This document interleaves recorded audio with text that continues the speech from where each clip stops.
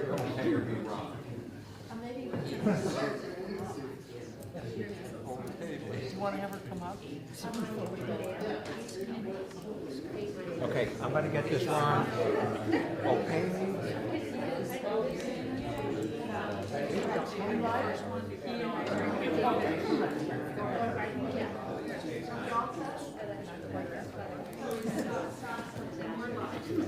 And we're now live. Welcome to both the House and Senate Appropriations Committee.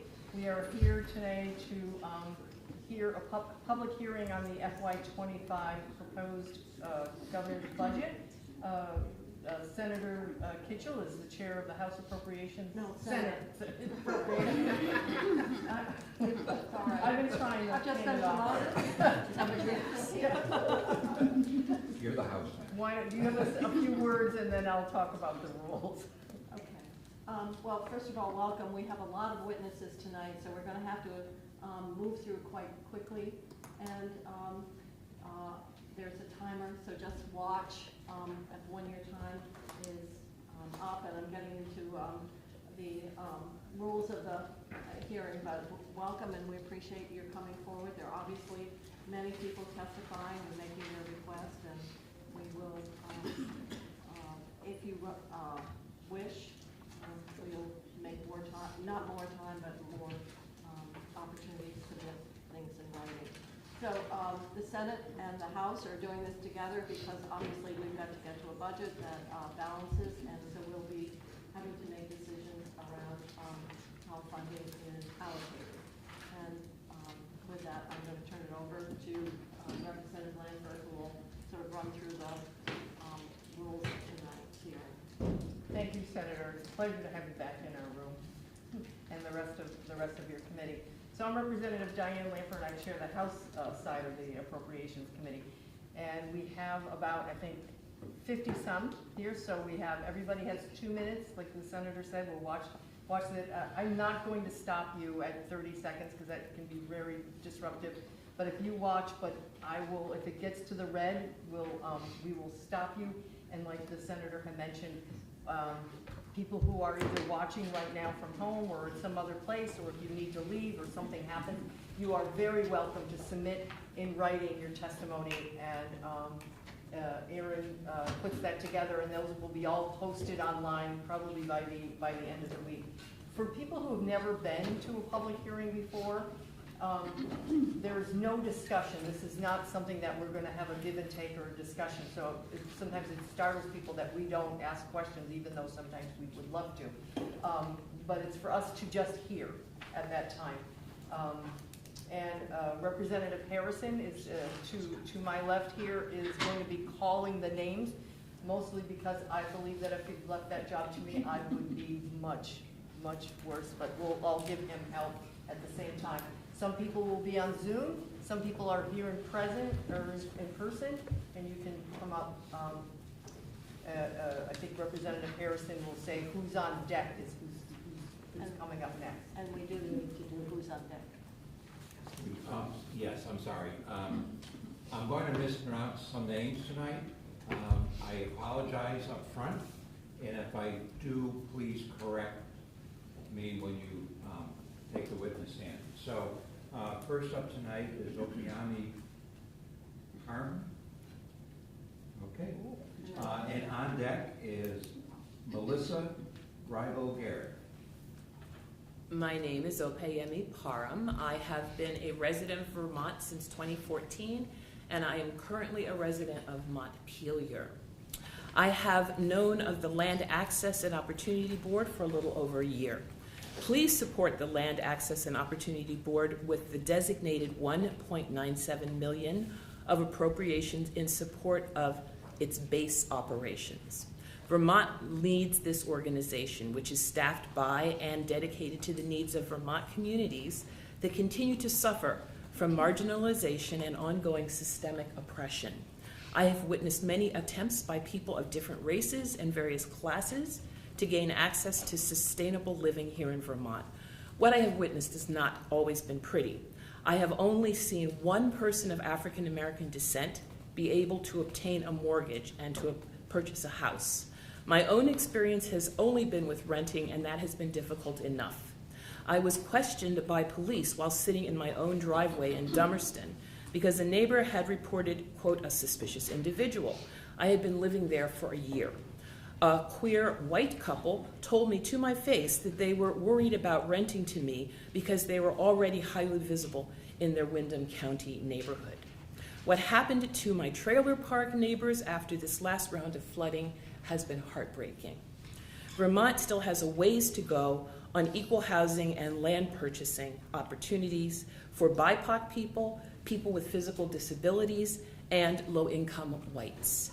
The Land Access and Opportunity Board offers a place to explore inequities such as the ones that I have already described.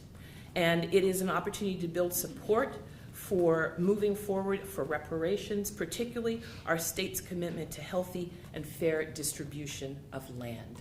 Thank you for listening. Thank you. Okay, Melissa is up now, and on deck is Becca Perrin. Can't hear you. Hi, my name is Melissa Regal-Garrett. It looks like the video isn't operational right now. It says that the host has disabled it. Oh, Hold on. hang on.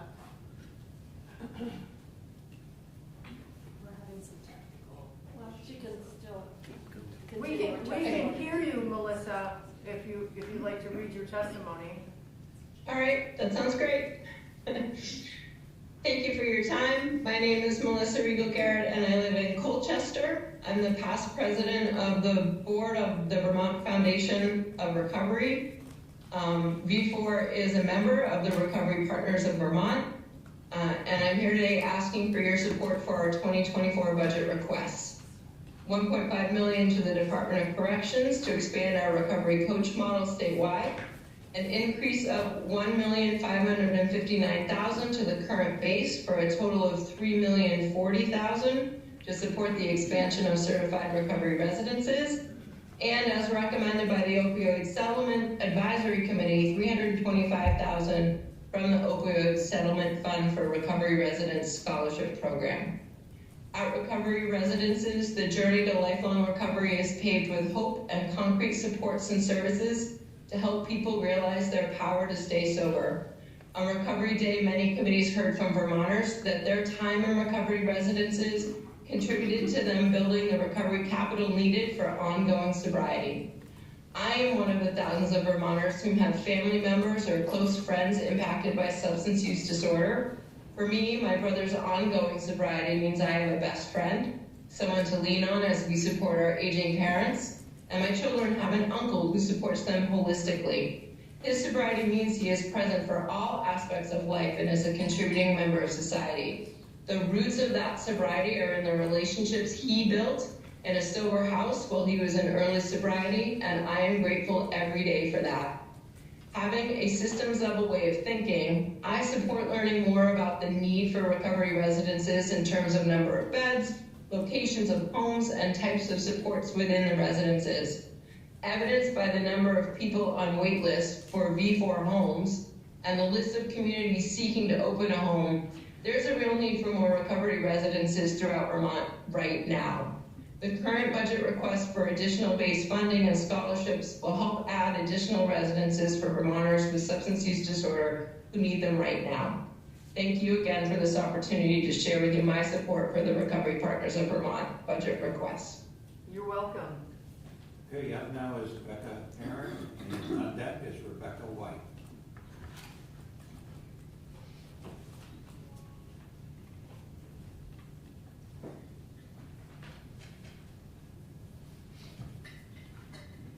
Whenever you're ready, Rebecca. Rebecca. She's muted. She's muted.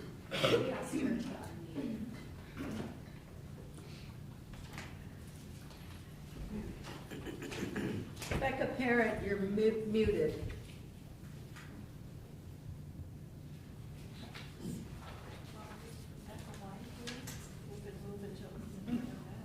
Becca White. On deck is Jessica Harkless. Good evening. Hi, my name is Rebecca Joy Henrietta White, probably not who you were expecting. I live in beautiful Bradford, Vermont, and I work for the Hanover Co-op Food Stores and Auto Service Centers of Vermont and New Hampshire. I thank you on behalf of our 27,000 members for your work to prioritize today's issues and challenges in Vermont while strategizing on how to build a better tomorrow for all Vermonters. As a community-owned business, the Hanover Co-op is built upon cooperation and decades of partnership and collaboration to solve the most urgent needs of our community together. That is why I'm here today to request the fiscal year 2025 budget include $37 million in one-time funds to start up a universal, state-run, paid family and medical leave program. This program, outlined in H66, which was supported and passed through the House, is too essential to Vermont's welfare to delay. At the Hanover Co-op, we work with hundreds of small businesses, many of whom cannot afford to provide paid leave insurance for their workers. As a mid-size employer with 342 employees, 266 of which are full-time and receive benefits, we know that labor costs can sink a business during fluctuations of the market or demand, or in the midst of a crisis like the floods many Vermont communities experienced last year. Small businesses are the heart and soul of Vermont. They shouldn't be forced to choose between keeping their business or keeping their employees on payroll. These businesses and their employees deserve access to an affordable and universal paid leave program, whether they're a university, village store, or an organic farm. The funds needed to initiate this self-sustaining program will allow businesses to attract and retain valued staff, keeping Vermonters and our communities working. It's not a question of who needs paid leave, it is a question of when. We will all experience the need to leave work to care for ourselves or a loved one or to welcome a new child. Paid leave is not a luxury program. Rather, it is essential to closing the critical gap in our systems that suppresses Vermonters without means, a gap that is widening every day. I thank you for the opportunity to provide comments on behalf of the Hanover Co-op and for your continued service to our great state. Thank you. Thank you. Okay, next up is Jessica Barquist. On deck is Bernie Gracie.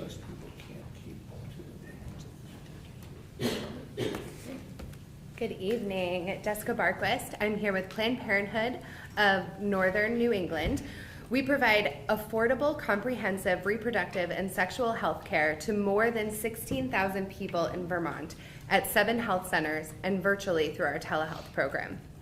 People turn to us for affordable, high-quality care, including wellness exams, birth control, STI testing and treatment, cancer screenings, abortion care, as well as a variety of primary care services. As one of the most rural states in the country, we are often the only provider someone sees. We have expanded our telehealth and mental health services to meet the growing needs of our patients. We see everyone who comes to us regardless of their ability to pay, and 54% of our patients have low incomes. Last fiscal year, we provided over $800,000 in free and discounted care to our communities in Vermont. As a mission-driven healthcare provider, we fundamentally believe everyone should be able to access affordable, high-quality sexual and reproductive health care in their communities, no matter where they live or how much they make. The reality is that ensuring our patients have access to this essential and sometimes life-saving health care is getting harder for us. As the legislature and Vermont voters were voting to codify access to reproductive health care in our Constitution, PP&E was forced to close 5 health centers across the state because we could no longer financially support them. While our right to reproductive care in Vermont is the most protected it has ever been, and others are looking at us as a model of reproductive access and care, the sad reality is that our access to that care is the lowest it's ever been in recent memory. Even with the support of our donors, we're looking at a $3.9 million deficit in our 2024 budget. We have a plan to turn it around and working with the Department of Health Access and Legislature to get more equitable Medicaid reimbursement rates, which will be a critical component to our financial stability, but these will take some time, and there are critical gaps that need to be filled in the meantime, and so I'm respectfully asking for one-time stopgap funding of $500,000 for our health centers so we can continue to provide this care. Thank you so much. Okay, up now is Bernie Gracie, and on deck is Lila Bennett. Good evening, everyone. Thank you. My name is Bernie Gracie. I'm president of the Averill Lakes Association, Our organization represents the interests and aspirations of the camp and landowners on Big and Little Averill Lakes in the Northeast Kingdom. Among our aims is to encourage public education in the principles of conservation, preservation, and restoration. To that end, we treasure our relationship with the Essex County Natural Resources Conservation District, which has played such a vital role in local and direct owner engagement, education, and advocacy through Vermont's Lakewise program to protect our beautiful lakes. I have personally witnessed and have been the beneficiary of Sam Maine's wise counsel to our members. The Essex County Natural Resources Conservation District is an indispensable local partner and a collaborator with the organization. Our association's leadership and board of directors are unanimous in public support of increasing the base funding of the Natural Resources Conservation Council by $2.5 million for a total base budget of $3 million. This will address the chronic underfunding of Vermont's natural resources conservation districts that undergirds Vermont's local conservation delivery system that the Averill Lakes Association so vitally depends on. Thank you very much. You're welcome. Thank you. Okay, up now is Lila Bennett, and on deck is Sarah Hewlett. Sorry if I got that.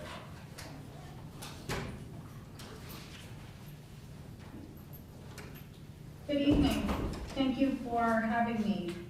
My name is Lila Bennett. I am the Executive Director of Journey to Recovery Community Center in Newport, Vermont. We are a member and an active collaborator of Recovery Partners of Vermont. Today I'm advocating for the appropriation requests as presented by RPV. The first being $1.5 million for community-based peer recovery coaching to support people in the prisons and about to be released. This is extremely important from a social standpoint and an economic standpoint. The more resources and skills we can offer, the more likely they will have success in finding sobriety after release. We have got to focus on this part of our system so we can break the cycle of recidivism and relapse. Inmates with a substance use disorder are 120 times more likely to overdose and die than someone in the general population, as their tolerance is very low. The more tools we offer, the more people will come out and become taxpayers. I believe this will help families reunite and then help the next generation of Vermonters have more success as adults. This will improve our system. The second is an increase in the base funding for Vermont recovery residences. As you heard earlier, we have got to support our recovery residences as the integral part of the system of care that they are. Please understand that a short-term intensive treatment is necessary. This does not provide enough time or skills to create long-term recovery. Recovery is not simply sobriety. Recovery is learning how to go to work, learning how to manage stress, learning how to establish routine, learning how to be contributing members of society. Recovery residences will also save money in the long run for Vermont. The third ask is for $325,000 in recovery resident scholarships. Again, sometimes a person may enter treatment with nothing, in fact, less than nothing, and coming up with $10, let alone over $100 or more to get into sober living is sometimes impossible. Allowing people the time and space to rebuild their lives will save us money over time, save lives, and help families break the cycles of addiction and poverty. Thank you for your time and your commitment to Vermont. Thank you. Okay, up now is Sarah, and on deck is Carrie Ryan. Hi, my name is Sarah Hughes, and I'm the Youth Conservation Leadership Coordinator for Audubon, Vermont, and I'm speaking on behalf of the Serve, Learn, Earn Workforce Coalition as a former participant. When I graduated with a bachelor's degree in environmental studies and relocated to Vermont in 2017, I quickly realized that getting a job in the environmental field is no easy feat. For the first 3 years, I had to work 3 to 4 part-time and seasonal jobs while simultaneously suffering from major depressive disorder and anxiety. I really thought I'd never be able to hold down a normal work schedule or be a valued member of a professional team. When I found the Vermont Housing and Conservation Board's Education and Outreach AmeriCorps service position at Audubon, Vermont, it was the perfect opportunity to practice something that I was so scared of, a full-time position. During my 2 terms with AmeriCorps at Audubon, I built hard skills in environmental education, group management, natural history knowledge, project management, field work, and so much more. But more importantly, my self-confidence and self-worth grew tenfold. After my service with Audubon, I went on to get a remote job with the Cornell Lab of Ornithology in New York for a year until I learned that Audubon Vermont was hiring for a full-time leadership conservation program coordinator. I applied for the job and was hired to lead Audubon programs that help high schoolers, college students, and early professionals build that same confidence in themselves through paid service learning positions, the same way that I was able to. The program is partially funded by the Serve, Learn, Earn Workforce Coalition, which allows us to pay participants competitive wages and offer trainings that boost their resumes for the future. The Serve, Learn, Earn Coalition is asking the state to continue their support of our workforce development programs. It is crucial to the sustainability of our collaborative that we received $2.37 million this year. Without it, I fear many teens and young adults will miss the opportunity that I was so lucky to have and get left behind. Thank you so much for listening and for your service to our state. Thank you. Okay, up now is Carrie Ryan, and on deck is Daniel Hayes.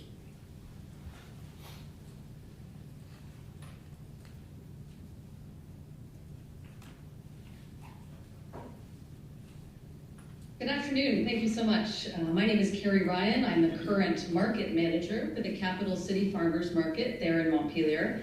I apologize for any background noise. I'm calling in from Honduras today to make this very important request on behalf of both my market's customers and vendors alike. I ask that you approve NOFA Vermont's request for $478,500 in the state budget for food access programs. Since taking over the market in 2019, I have personally seen the great impact that the Crop Cash program has made in the lives of my producers, which includes about 100 vendors each season, and our customers, which averages about 2,000 people every Saturday. Now keep in mind, we're only open 26 days in the summer season and only 4 hours per day, but in that short window of business time, we saw the Crop Cash distribution to our customers increase from only $7,351 in 2020 to $28,560 in 2023. All of that money went directly to Vermont farmers and makers and supported our families in need. For this reason, I ask that you approve NOFA Vermont's request for $478,500 in the state budget for food access programs. Thank you so much. You're welcome. Okay, Daniel Hayes is up. Please take a seat. And on deck is Caitlin Keenan.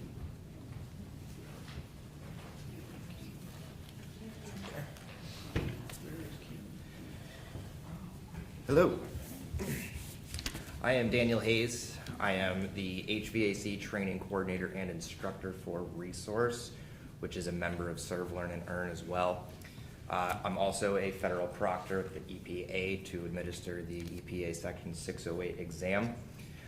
With me, I have one of my students, Lydia, who has taken great success with our program at Resource, and she's here to share a few things as well within her success and new employment with Vermont Heating and Ventilation through our program as well.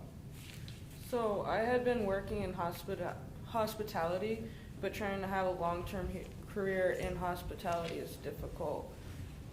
Trying to have a career that pays you back the amount you're putting into it is really difficult. I struggled to find a direction and the stability that I was looking for. The jobs that I was getting was a toxic work culture and had high turnover rate.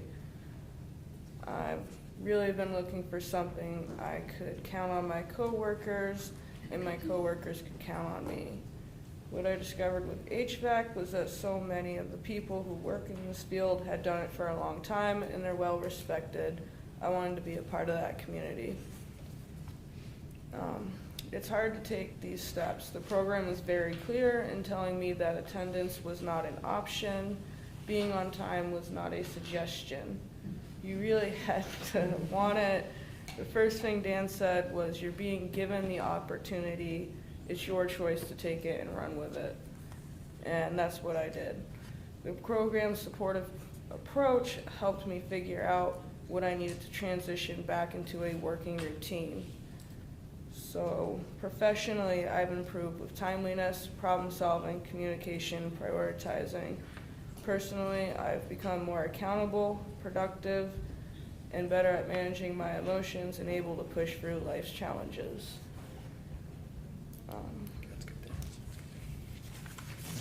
Thank you very much. You're welcome, thank you. Okay, up now is Kaylin Keenan, and on deck is Catherine Boyce.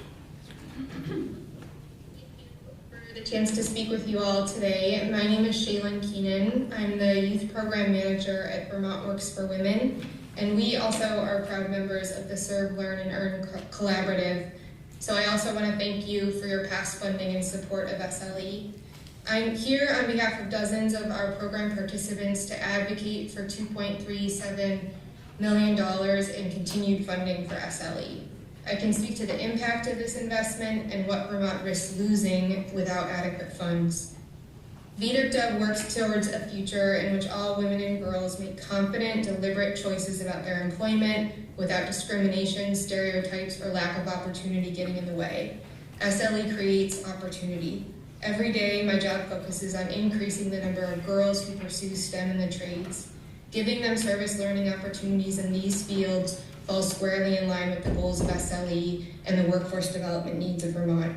For nearly 25 years, our Rosie's Girls camps have introduced middle school girls to carpentry and welding. We've trained 150 adult women in our Trailblazers program, many thanks to SLE.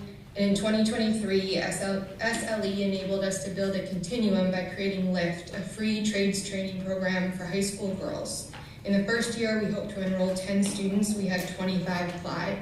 They gained skills in carpentry, welding, and electrical work. When asked what needs to be done to see more girls in STEM and the trades, participants said, more encouragement for girls, more short-term programs like this one, and more opportunities. Data tells us that when we give girls early and regular exposure to the trades, we make these environments empowering and inclusive, and we remove barriers like fees. We pave a way for them to enter a workforce that desperately needs more young people and more women. SLE is a critical player in Vermont's workforce development system, and it's a positive, productive investment in creating an equitable Vermont economy. Please continue supporting SLE's work, and thank you for your time. You're welcome. Okay, up now is Catherine Boyce, and on deck is Jen Town.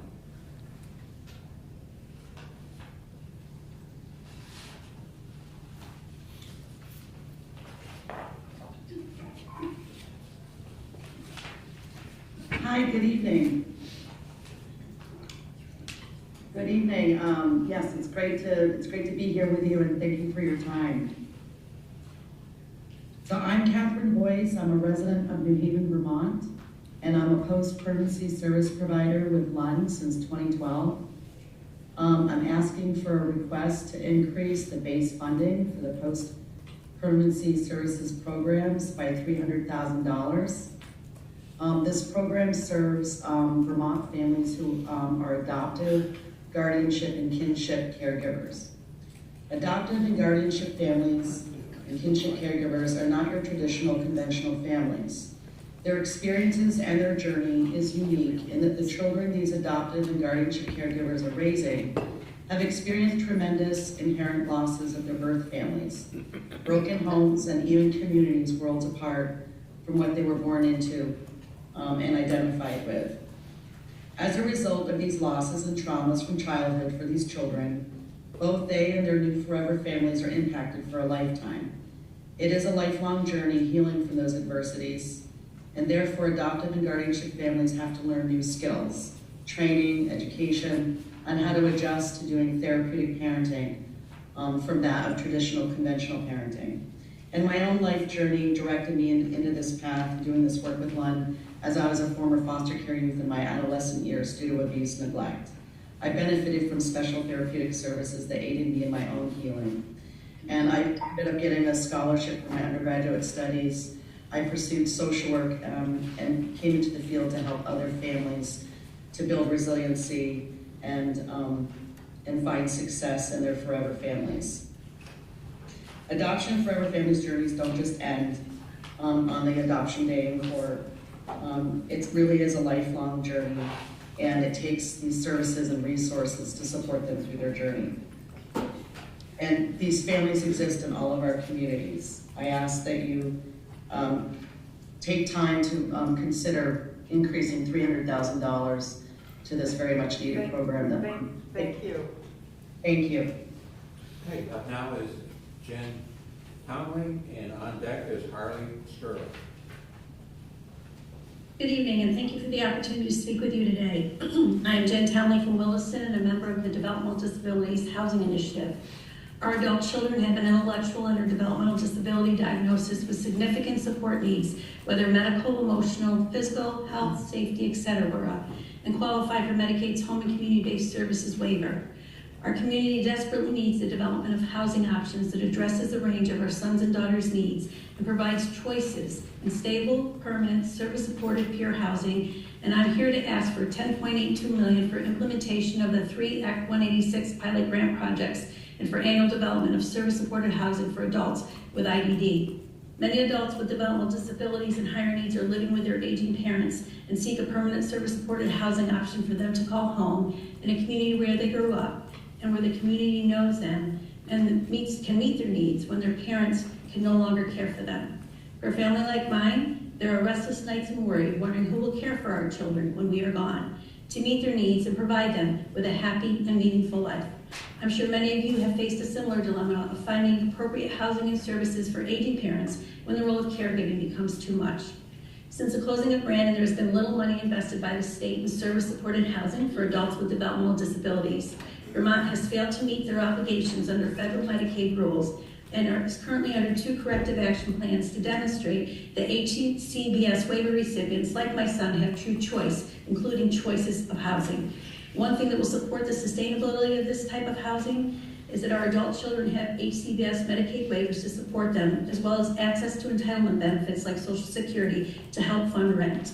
I'm here to ask for $10.82 million for implementation of the 3 Act 186 pilot grant projects and for annual development of service-supported housing for my son and others in this vulnerable population, so we can close the gap on the 602 units needed immediately as outlined in last year's Housing Brief from Act 186. Thank you for your time and your service to all Vermonters. Thank you. Okay, up now is Harley Sterling, and on deck is Bennett Tomlin.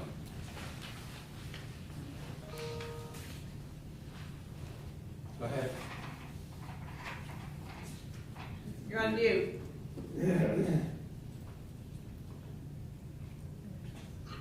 Thank you, Chair. Good evening. Thanks everyone for hearing my testimony today. For the record, my name is Harley Sterling. I'm the School Nutrition Director for Wyndham Northeast Supervisory Union. We serve meals to the towns of Westminster, Saxons River, Athens, Grafton, Rockingham, and the village of Bellows Falls. I'm also the most recent past president of the School Nutrition Association.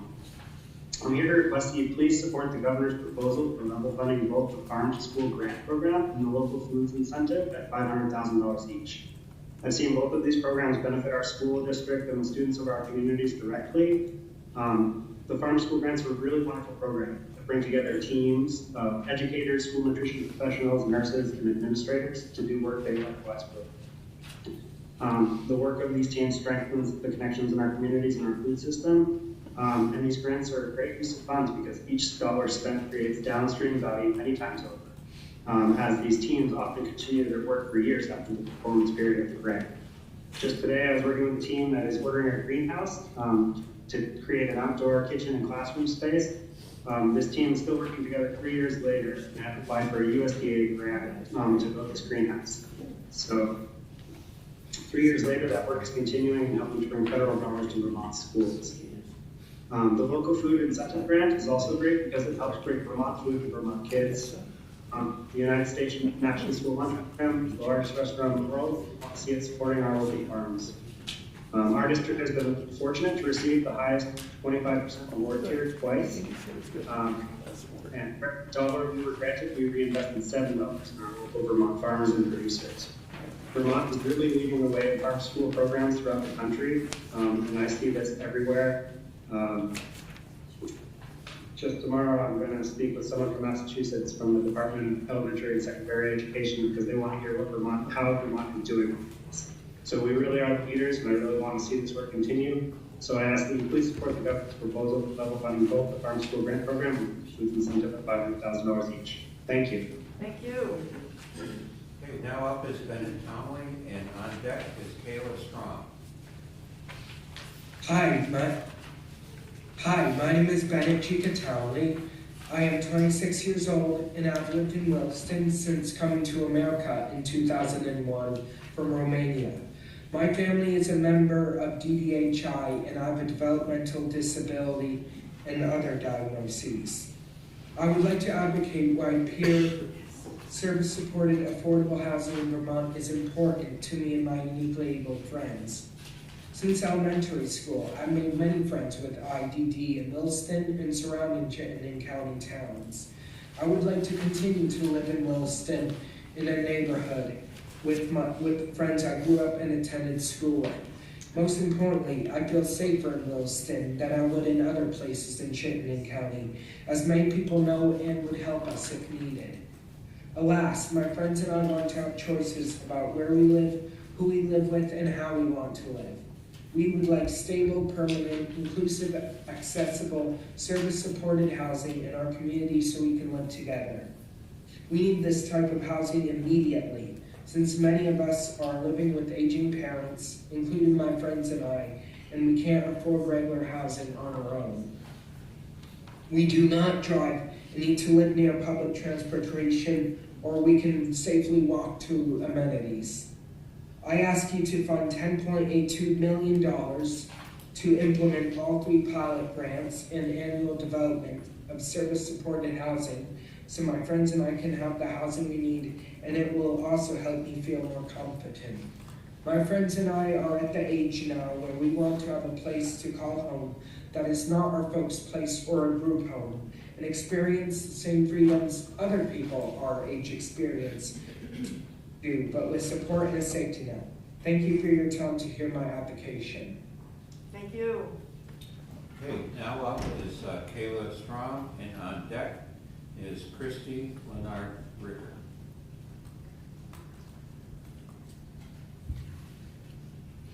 Hello, thank you for having me. For the record, my name is Kayla Strong. I'm a resident of Richmond, Vermont, and I'm the Farm to School Coordinator at the Northeast Organic Farming Association of Vermont. I'm here today representing the Vermont Farm to School and Early Childhood Network, a statewide network providing leadership, coordination, and advocacy for farm to school efforts in Vermont. We're asking of you to support the governor's budget proposal for both the Vermont Farm to School and Early Childhood Grants Program and the Local Foods Incentive for Schools with level funding base appropriations of $500,000 each. My role as NOVA Vermont's Farm to School Coordinator is centered around supporting the increase of local foods in schools and early childhood programs and making sure that these institutional markets work for our Vermont farmers as well. Aligned with the state's local purchasing goals, the Vermont Farm to School and Early Childhood Network has the goal of reaching 30% local purchasing by 2030. To reach our shared goal, we need to make local foods easy to procure and available for schools while we're creating market opportunities for Vermont farms to thrive.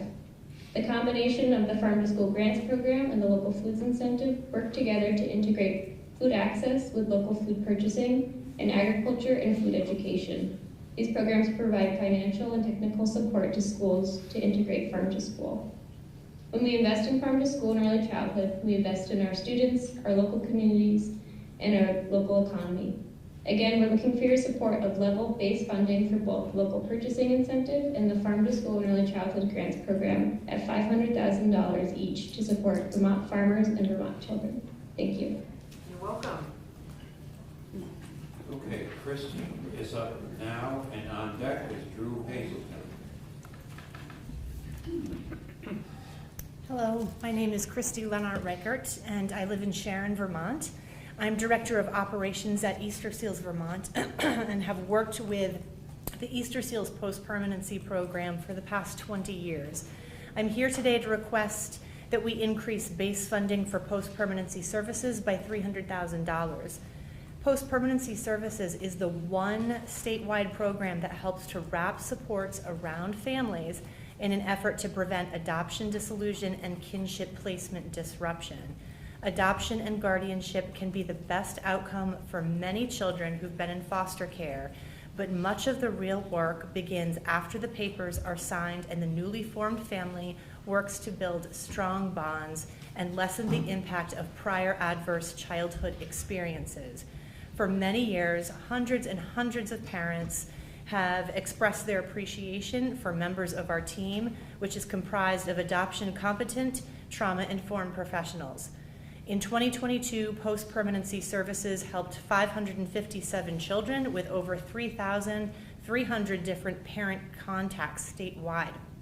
For many years, we've demonstrated that these services are vital to creating and preserving health in our communities, as well as the mental health and well-being of one of our most vulnerable populations, children who have experienced early trauma and abuse. We need the state of Vermont to invest in families by making post-permanency services sustainable. This program has not received a base rate increase in far too many years, and services are at risk of going away. The true break-even cost needed is a base increase of $300,000. I thank you all so much for your commitment to Vermont families and for considering this request. Thank you. Okay, Drew Hazelton, and on deck is Margaret Loftus. Good evening, Drew Hazelton. I chair the Vermont EMS Advisory Committee, and this evening I'd like to just point out that Vermont's EMS system is critically important but often forgotten part of Vermont's safety net, responding to more than 100,000 calls a year. Vermont's budget annually supports the many career and volunteers with a total of $150,000 for workforce development. This amount does not meet the needs of the 160 services and more than 3,000 providers in our system. We ask that you support our ongoing work for workforce development with $1 million. These funds that we've used over the last few years has helped us maintain our struggling workforce, but has not been enough to fill in the gaps that we've been facing since the pandemic. My second ask is that you consider funding the state's USAR program for $750,000. As one of the local swiftwater teams that supports Vermont's flood response, I saw the importance of the Vermont USAR team for coordination during the July floods. Continued support for local teams will help our communities become more resilient as well as save lives in the future. So again, I'd ask that you support EMS with $1 million in workforce development as well as the state's USAR team with $750,000. Thank you. Thank you. Okay, Margaret's up now, and on deck is Jacob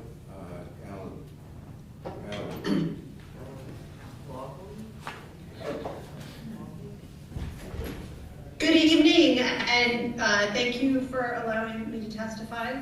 My name is Margaret Loftus, and my husband Jonathan and I own and operate Cross Molina Farm, which is a highly diversified farm in Corinth, Orange County. Our farm has been a NOFA member for over 15 years, and I am a member of NOFA's policy organizing and steering committee. Our farm has participated in the Crop Cash Plus, and the Farm Share program for many years now. I'm here today to urge you to support the $478,500 in base funding for NOFA Vermont's Crop Cash Plus, Crop Cash, and Farm Share programs. These programs support farm viability because they encourage consumers who would not otherwise be able to do so to participate in CSAs and shop at farmers markets. As a farmer, I have seen firsthand again and again how these programs bring new folks to our CSA and the farmers market. This was particularly true this past season. The expansion of the Crop Cash program brought a 12% increase to our farm sales at the Chelsea Farmers Market. Our farmers market manager reported at the end of the season that the increase in sales was due to Crop Cash, and Crop Cash Plus was market-wide. These programs are the types of critical tools Vermont needs to achieve food security. We operate our farm and attend farmers markets in Orange County where there are few options available to buy fresh produce, eggs, and meat. There are also many, many folks who have a hard time putting food on the table. Crop Cash and the Farm Share program allow us to serve people who do not have easy access to fresh food and who would not otherwise be able to afford it. I wish you could see firsthand how happy it makes people to pick up a CSA share or to take home a dozen fresh eggs from the farmer's market. I urge you to support the base funding for NOFA Vermont's Crop Cash Plus and Farm Share programs, and I thank you for the opportunity to testify tonight. Thank you. Okay, up now is Jacob Galloway, and on deck is Margaret Diamond. Good morning, good night, everyone. Good evening. My name is Jacob Galloway. I'm the food service manager for Wyndham Central Supervisory Union. I'm here tonight to request that you please support the Farm to School and Early Childhood Program with level funding based appropriation of $500,000 for fiscal year 2025. I also request that you support the local food incentive grant program at $500,000 base funding. I found the farm to school programs are so much more than simply teaching kids about where their food comes from. They create an avenue to expand the understanding of the building blocks of both life and health. Though the idea usually starts small with sprouting a seed in the classroom or composting scraps after lunch, these concepts tend to begin to mature inside young minds, giving the youth of Vermont holistic appreciation that students elsewhere do not get the opportunity to develop. Kids notice change, they notice it a lot, and even small changes in the classroom and cafeteria make a lasting impact. At We Live in Gray, in Townsend, Vermont, we make the small change to remove carton milk from our cafeteria and replace it with bulk dispensers filled with organic local milk, processed only 30 minutes down the road at Miller Farm in Vernon, Vermont. Making this change, alongside explaining why Miller Farm's milk is better for both our bodies and the environment, has opened the eyes of hundreds of students to where, how, and why their milk is processed. Students are super interested and excited about milk now, so much so that there are field trips that visit Pete Miller's farm on a regular basis. Apparently the cows are great at selfies. I've seen a ton of them, very cute, it's awesome. This type of connection to land, animals, and food would not be possible without the measures that have been taken to incorporate farm to school concepts into the everyday lives of Vermont students. I thank you for all your support, and again ask that you please support the Farm to School and Early Childhood Program, as well as the local food incentive grant program, level funding based appropriation of $500,000 for fiscal year 2025. Thank you. Have a great night. Thank you. Okay, up now is Margaret Diamond, and on deck is Jennifer Loso.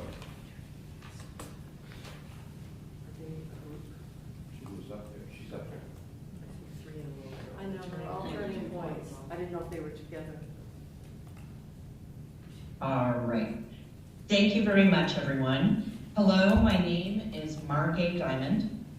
I am the Executive Director for Turning Point Center in Bennington. We are members of Recovery Partners of Vermont.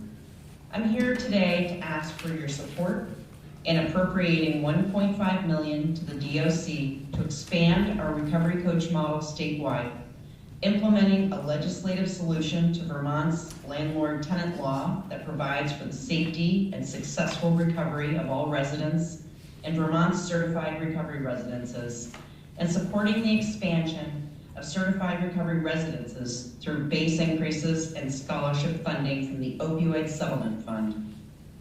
I was born and raised in Bennington. I spent 30 years in the San Francisco Bay Area before returning home in 2020. I am also a person in recovery. For most of us, we think of home as safe. That is not true for many of our fellow Vermonters with substance use disorder. Accessible recovery residences for up to 90 days is a critical piece of the continuum of care. Many of the people we see are attempting to break the chains of an intergenerational cycle of alcohol or other substance use. Coping by checking out is a way of life. Recovery residences provide long-term solutions, helping folks learn to live a different, healthier life and keep them sober. Healing individuals in turn heals our communities and has a direct impact on public safety. Vermont is our home. Let's take care of those who are suffering with evidence-based practices and compassion. Thank you in advance for your support in appropriating the $1.5 million to the DOC to expand our recovery coaching model and expand certified recovery residences. Thank you. You're welcome. Thank you. Okay, Jennifer Loso, and on deck is Michael Johnson.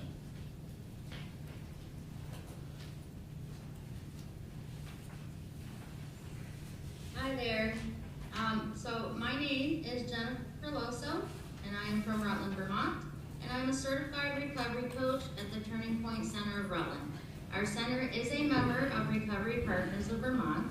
So I'm here today to ask you to please support the Recovery Partners of Vermont by allocating $1.5 million to the DOC to develop our recovery coach model statewide, by enacting new legislation to Vermont's landlord-tenant law that provides for the safety and successful recovery of all those residing in Vermont, certified recovery residences, and also by aiding the expansion of certified recovery residences through base increases and scholarship funding from the opioid settlement fund. Recovery supports and services are the long-term solution for helping people realize they are capable of achieving recovery. Peer support is key to the success of those supports and services. As a person in recovery myself, I know the importance of peer support and the power of connection. To sustain recovery long-term, one needs to maintain connection to other healthy, positive, and safe people, places, and things. These types of connections may begin while incarcerated, in treatment, in recovery housing, at recovery centers, and more. Building connections early in recovery is essential to keeping that recovery intact long-term. I'm grateful to have these connections in my own recovery and to be able to give back my experience, strength, and hope to others. This is why I'm here to ask you to support the appropriation of $1.5 million to the DOC to expand recovery coaching statewide, implementing a legislative solution to Vermont's landlord-tenant law that provides safety and successful recovery to recovery residents, and also supporting the expansion of recovery residences with base increases and scholarship funding from the opioid settlement fund. Thank you. You're welcome. Thank you. Okay, Michael Johnson is up, and on deck is Rachel Jolly.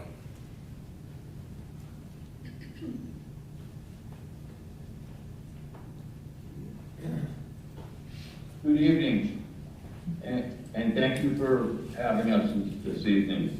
My name is Michael Johnson. I'm the Chief Executive Officer of Turning Point Recovery Center in Springfield, Vermont, also a member of Recovery Partners of Vermont. I'd like to continue to support and ask you for the support for the $1.5 million for the community-based peer recovery coaching and to help our corrections programs. And I truly believe this is an opportunity to help people before, during, and after their incarceration. We can help them become better members of our community and help them find that path to recovery when they're out. And I think it's important that we support the $1,559,000 increase for our base funding for recovery residences, because it's so vital and needed to our communities that folks have a place to go. It shows that it makes a difference in people's lives.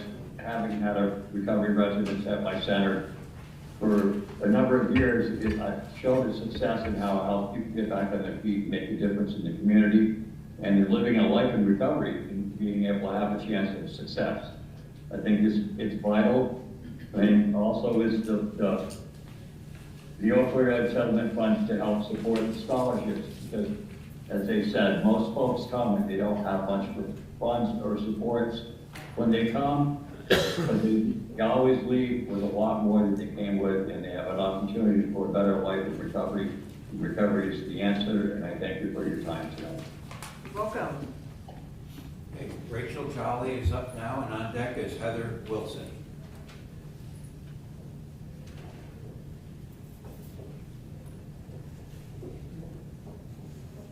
Okay, thank you. My name is Rachel Jolly, and I lead the Burlington Community Justice Center. Given the growing interest in relying on restorative justice programs to help alleviate court, prosecutor, and defense caseload backlogs, the almost 24 state-funded restorative justice centers have growing budget needs for fiscal year 2025. The DCF currently supports 12 providers in offering restorative programming for court-adjudicated youth or those at risk of being so. This program has been level funded for many, many years. For the past 2 years, the legislature appropriated $250,000, designated a base funding increase last year. We ask that appropriation continue in fiscal year 2025. For the court diversion of pretrial programs under the AGO, the governor's budget includes a 3% increase in the AGO court diversion pretrial services budget, totaling about $3 million, And the AGO has also requested approximately $300,000 additional monies to support 4 centers whose caseloads have been especially high and who need to increase capacity to meet that demand. We fully support that request. And lastly, from the Department of Corrections, there are 17 centers which provide restorative justice services funded by DOC, which include restorative justice approaches for community disputes, pre-charge and post-charge cases, post-adjudication, and post-incarceration. CJC has received a total of $3.5 million in grants from DOC in fiscal year 2024. Funding for the CJCs through DOC currently resides in Section B338.1 of the budget, entitled Justice Reinvestment.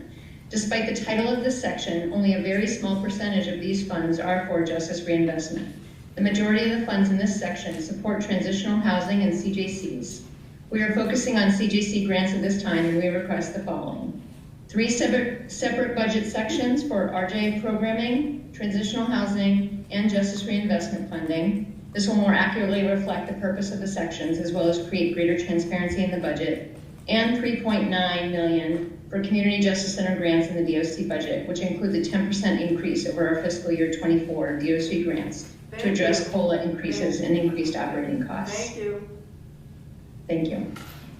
Okay, up now is Heather Wilson, and on deck is Amila Merzanovic. Sorry. You did better than I could. Sorry. We're skipping Heather, because she's not online. Okay.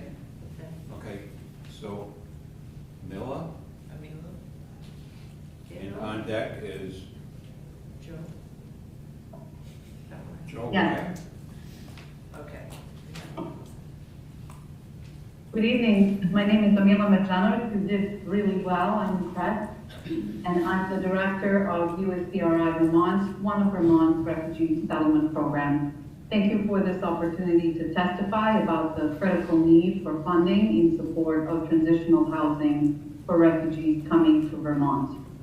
We seek your support of the $998,700 in the fiscal year 25 base budget for the General Fund for the State Refugee Office for grants to provide transitional housing for refugees.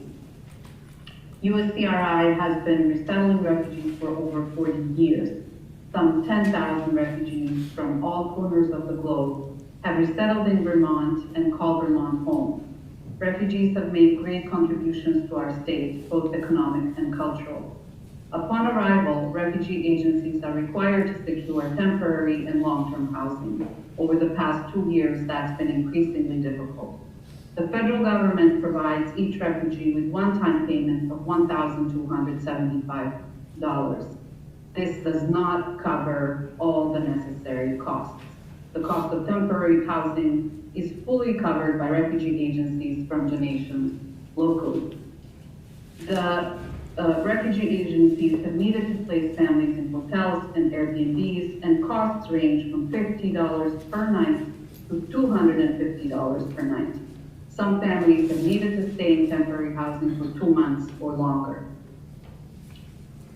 I will leave you with these words. Refugees come from some of the most unsafe environments. They've been deprived of basic human rights, including housing, health, education, and nutrition. Upon arrival to Vermont, they're eager to start their new life and enter a workforce. I thank you for your continued support. Thank you. Okay, up next is Joe Wyatt, and on deck is Suzanne Aldana.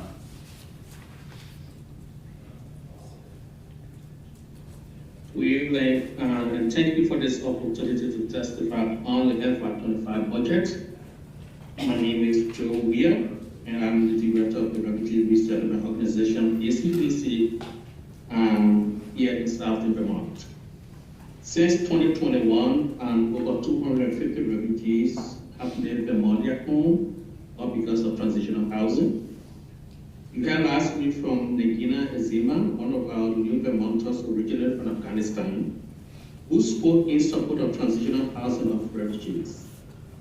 On behalf of the hundreds of refugees we support throughout the state, I hope you will support $998,700 in the FY25 base budget for General Fund to the State Refugees Office for grants to provide transitional housing for refugees. State funding for transitional housing is a smart investment for Vermont's future, directly contributing to economic growth, countering labor shortages, and revitalizing our communities. Most of the refugees we support choose to stay in Vermont after being welcomed into transitional housing and receiving services such as English language, instruction, healthcare, and workforce training. In fact, over 80% of job-seeking refugees have found employment, and among 79 local employers and already contributed about $5.2 million to the state in annual tax programs. Last week, 2 single moms who arrived in October moved into their shared apartment. This was made possible because of transitional housing. It gave them the opportunity to attend LNA and English classes without worrying about paying rent. So I want to thank you for your time and service to our state. I sincerely hope that you will support our request for $998,700 in FY25 budget to provide transitional housing for refugees. All right, thank you. Okay, up next is Suzanne, and on deck is Donna Bailey. Good evening, everybody. My name is Suzanne Aldana. I serve as the Vice President on the Board of Directors for the Counseling Service of Addison County, one of our designated agencies. I've lived in Vermont since 2004 and have resided in Middlebury since 2010. I'm here to say thank you, first of all, for your critical support last year, which empowered our agency to raise the starting wage from $14 to $19 an hour, no small feat. I'm also here to advocate this year for a 6.5% Medicaid increase to help us invest in healthy communities and most of all, equitably serve our most vulnerable residents in Vermont. Due to increased need, coupled with a previous decade from 2010 to 2021 of underfunding, we currently have over 700 children, youth, and adults waiting in line in Vermont for community-based mental health services and substance use services. To each of those 700 individuals is attached a working parent, a neighbor, a sister, a brother, a spouse, an employer, thus impacting all of us as a whole. To ensure a healthy and thriving Vermont that we all desire and seek, a Medicaid increase rate of 6.5% is not simply a nice to have, it's an essential. Thank you so much for your thoughtful consideration and your service. Thank you. Okay, next up is Donna Bailey, and on deck is Gloria Quinn. Skip it.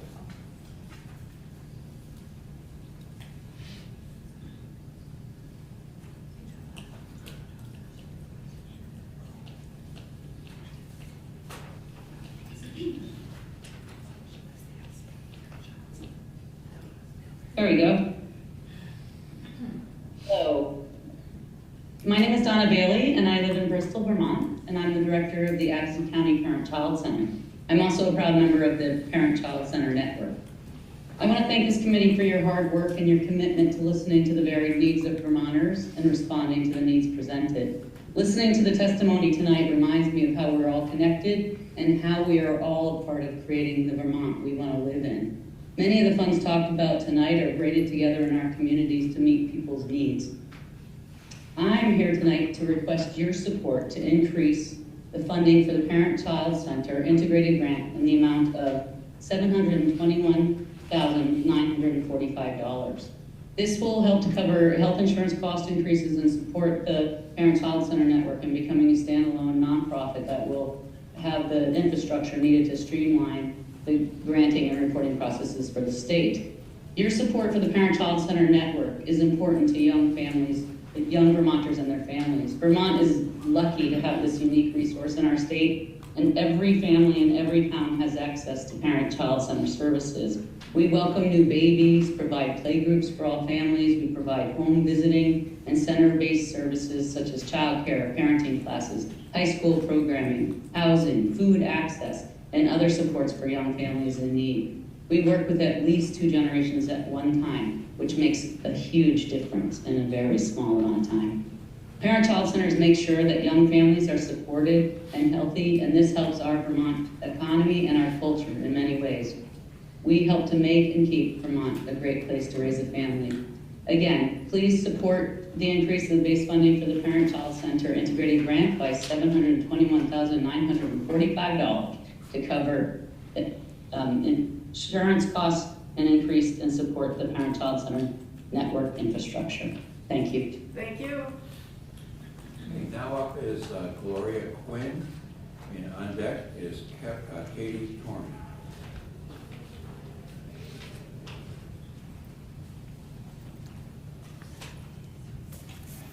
Good evening. I'm Gloria Quinn. I live in Heartland, Vermont, and I'm the Executive Director of Upper Valley Services, the designated agency serving individuals with developmental disabilities for Orange County and beyond. Our services extend statewide to include crisis intervention and long-term care through our adult family care program as well. Today I urge your support for a crucial 6.5% Medicaid rate increase totaling $14.6 million for our designated and specialized service agencies. I'm grateful for the past support that has helped reduce our staff vacancy rate by 25% over the past 3 years. However, our turnover rate remains at a high of 32%, highlighting ongoing challenges in retaining skilled staff. Many leave due to higher wages elsewhere and the stress of our demanding work, compounded by the high acuity of those we serve. Operating costs are escalating and housing remains a critical issue for many Vermonters. This past October, 9% of Vermonters with developmental disabilities across our system were at risk for homelessness. Statewide, 31% of the people with developmental disabilities are supported through the shared living provider model, and for UVS, we are at 58%. It is absolutely critical that we maintain the stability of our services and housing for the people who rely on them.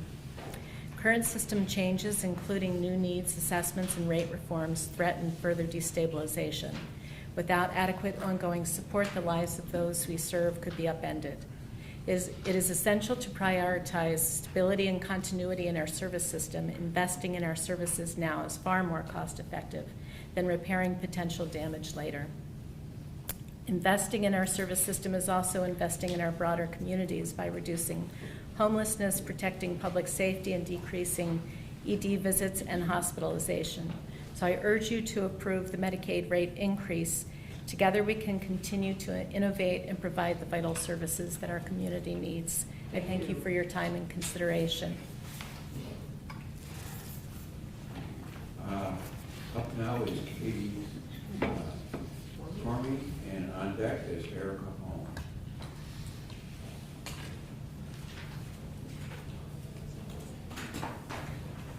Good evening, committee members. Thanks for having me. My name is Katie Tormey, and I'm a member of the Developmental Disabilities Housing Initiative.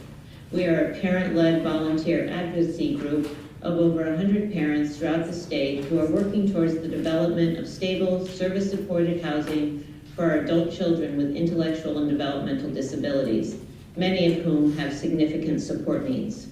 My daughter Emily is 35 years old and has Down syndrome. She wants to live outside her parents' home. She wants to live with friends. She wants to live in the community she grew up in, where she feels safe. Since the close of Brandon 30 years ago, there has been little money invested by the state in service-supported housing for adults with IDD. The few group homes there are in Vermont are designated for individuals with intensive medical or behavioral needs. The only other option is the shared living provider model, which is not always a good option for many reasons. It can often be isolating with little to no oversight and is never a permanent home, often referred to as adult foster care. Hence, there are few options for individuals like my daughter Emily to live outside of her aging parents' homes. Our children deserve better. We are thankful to the state for the funding of the 3 pilot planning grants in 2022 to begin the process of housing choice for adults with IDD. The grants have been awarded, and we are back this year asking for funding to make these peer residences a reality. Last year's housing brief by the Vermont DDC reports the immediate need for 602 housing units for adults in Vermont with IDD.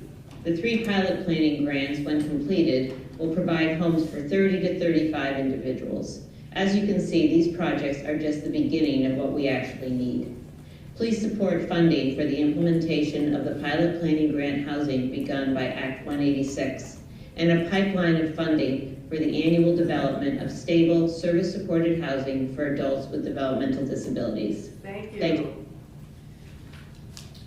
Okay, up now is Erica Holm, and on deck is Annika Highwell.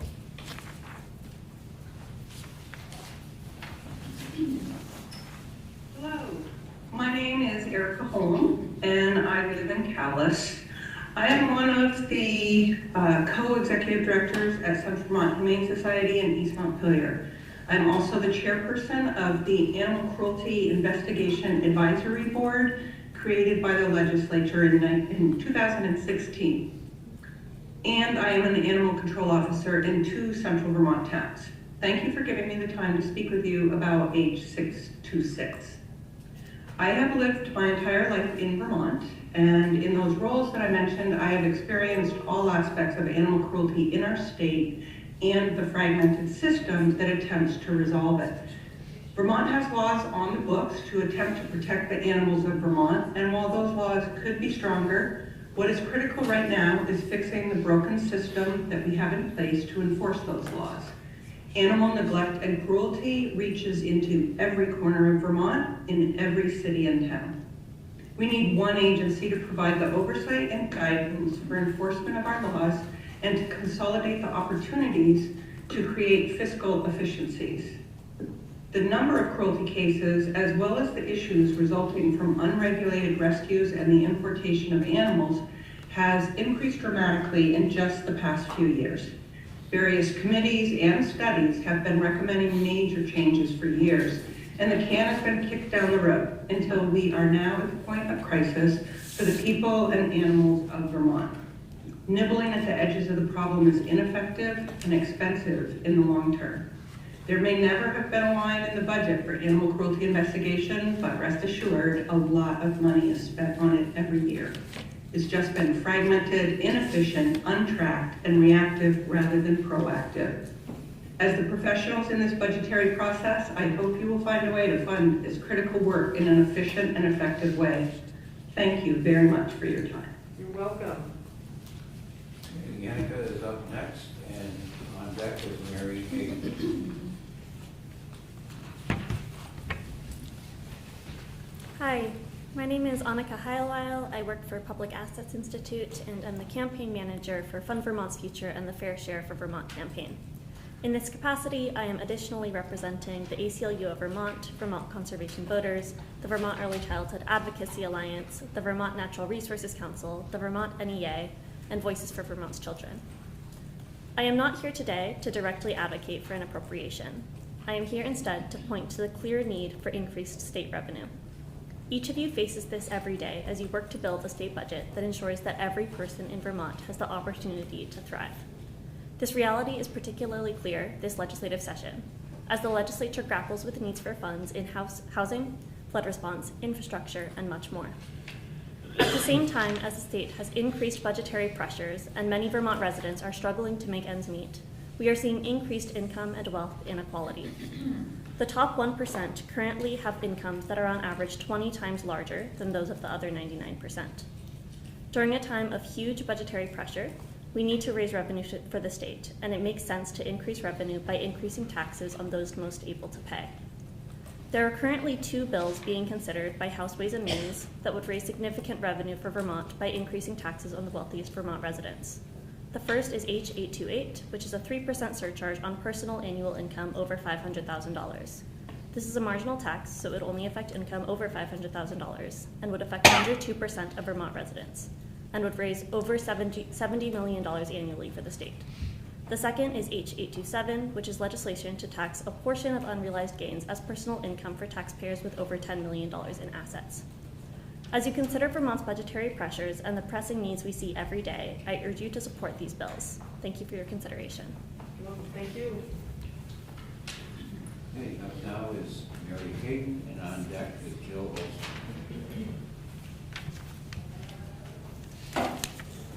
Good evening.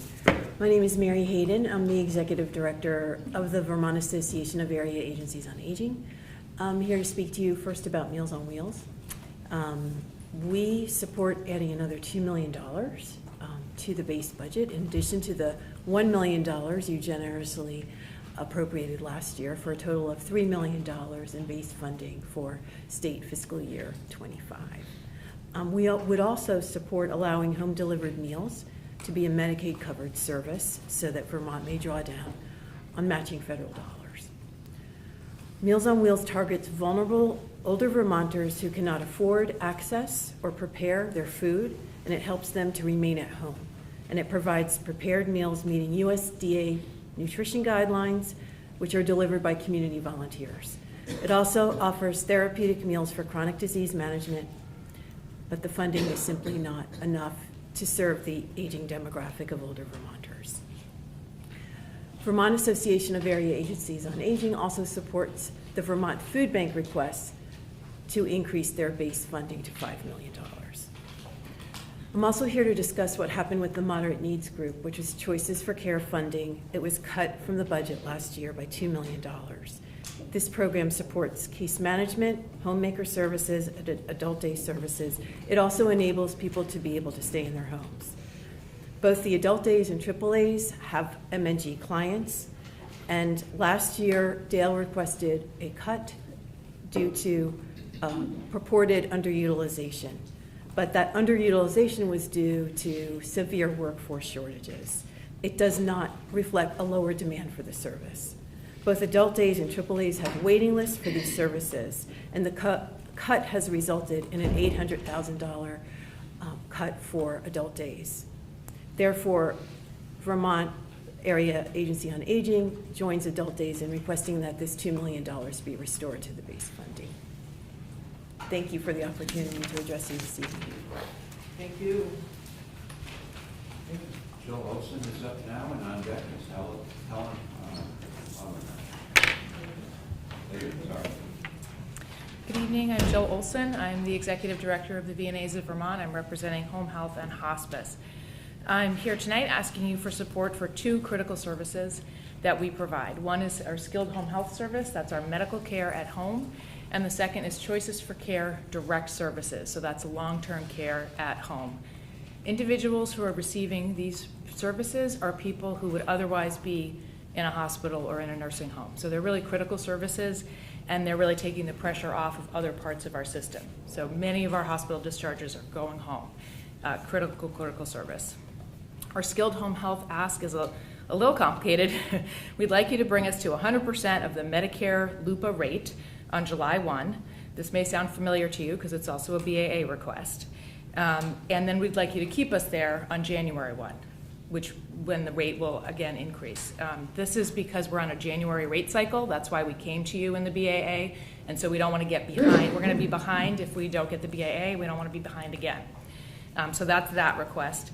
And then we're asking for a second year of funding to fully fund the rate study that was done on those Choices for Care direct services, which called for a 51% increase. So that was a DIVA study. We got 15 last year. We're hoping for another bump this year.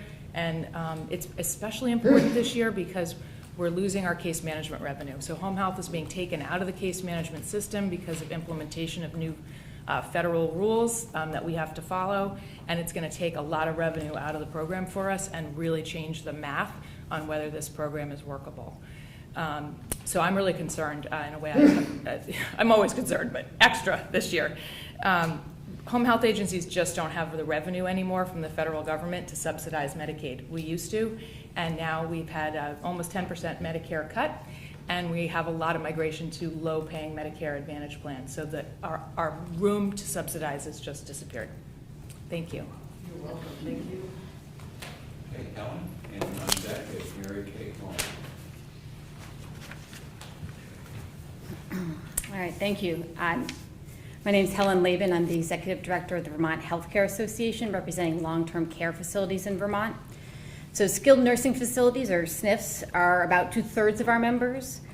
And we are supporting the governor's proposed budget, which includes statutory nursing home inflation increases along with updates to Medicaid methodology.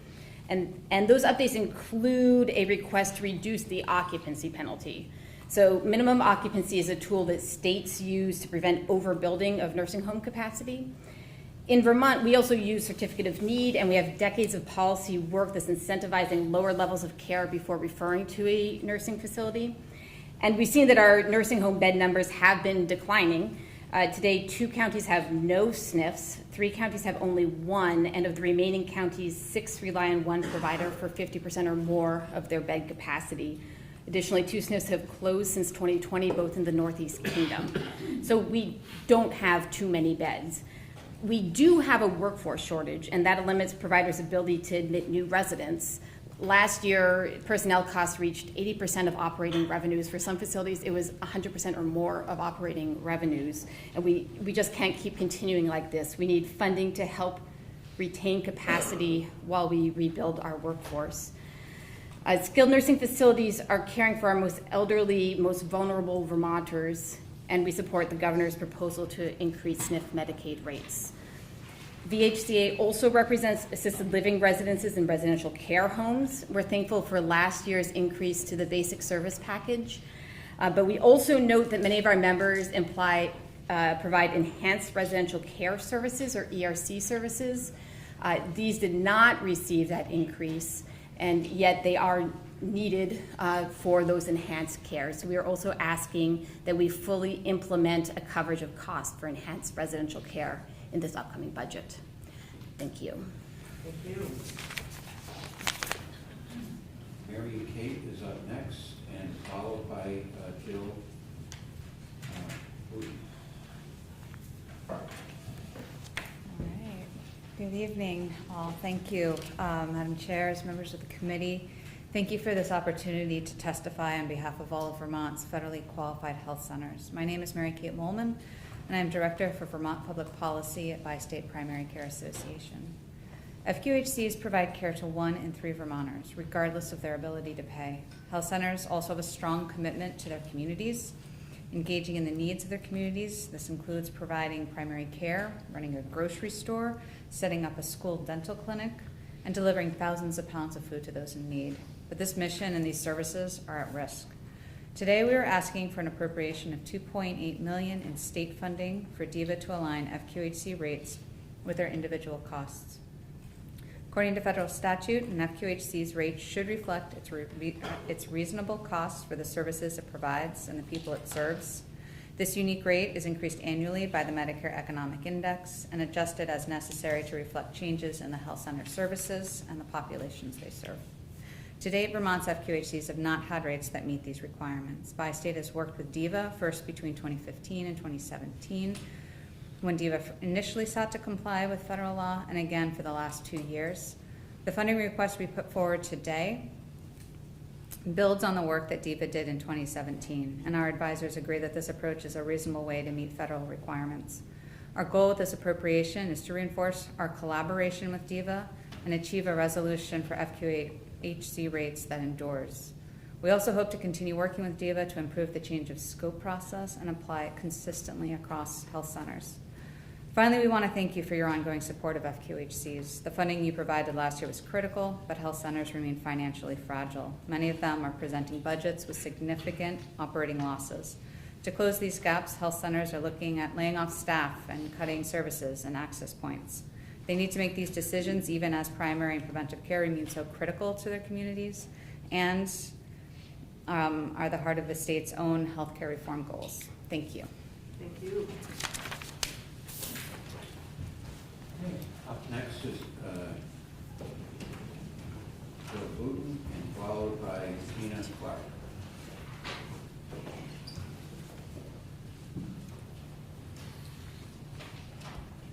Hello, my name is Jill Bowden. I'm the post-permanency worker for Bennington County. I've worked for Easter Seals in that position for the past 10 years. I'm speaking tonight in support of increasing the base funding for post-permanency services programs by $300,000. In my 10 years as a post-permanency worker, I've had the pleasure of working with many adopted and kinship families. I've worked with families who have adopted internationally, families who have adopted through the Department of Children and Families when biological family reunification was not possible, and I have worked with grandparents who have become permanent guardians for their grandchildren. I have sat at kitchen tables in tiny mobile homes in the most rural part of the county, tidy apartments in-town Bennington, and single-family homes throughout the county. Whether working with a family of financial means or a grandmother on a fixed income, the common thread that ties most of these families together is caring for children who have experienced considerable early trauma. Caring for a child not born to you and who experienced early trauma can be challenging. The child's behaviors can be misunderstood by child care providers, their schools, at times their mental health providers, and quite often by extended family members. Families are usually working very hard to meet the needs of their children. The task can at times feel daunting and sometimes quite isolating. Post-permanency services work to partner with adoptive families and kinship families to address the critical needs of their children. Bennington is not a resource-rich community. Mental health agencies' availability is often not commensurate with the needs of the families they serve. Schools are often neither adoption-informed or trauma-informed. Post-permanency is often the only service that provides an affirming message to families. Yes, we can help. This collaboration is often critical in advocating for and achieving the services necessary for a child to experience repair from early childhood trauma. Thank you. Thank you. Okay, up next is Gina Clark, followed by Yasmin Weeder. Sorry. Good evening. So my name is Tina Clark, and I live in the town of Tunbridge. And I am here tonight advocating for the budget for post-permanency through Easter Seals program. Our family has been working with the post-permanency and Easter Seals for 9 years. We adopted 2 girls out of foster care, and the support that Easter Seals has been able to give us has been invaluable to our family, and hopefully we are optimistic that it will keep our girls from becoming another statistic of the foster care system and childhood abuse. Our girls have come with special things like brain damage because of the abuse that they have endured, reactive attachment disorder, which is also accompanied by significant behavioral problems and violence, and as well as the dealing with the post-trauma of that early thing. And I know that we've worked for years with Ann Wheeler, and having a consistent person throughout this whole process has been huge in the success for our girls.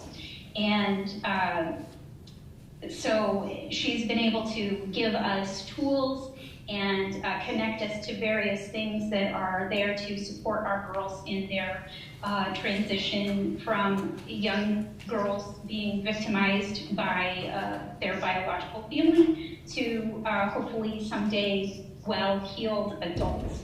And the post-permanency program has been a part of their longevity within our family, and our family feeling that we have the support to be able to adequately support them through hope, healing, and so that's kind of what it's meant for us, and I would definitely advocate to give them the money that they need to keep up this very valuable service.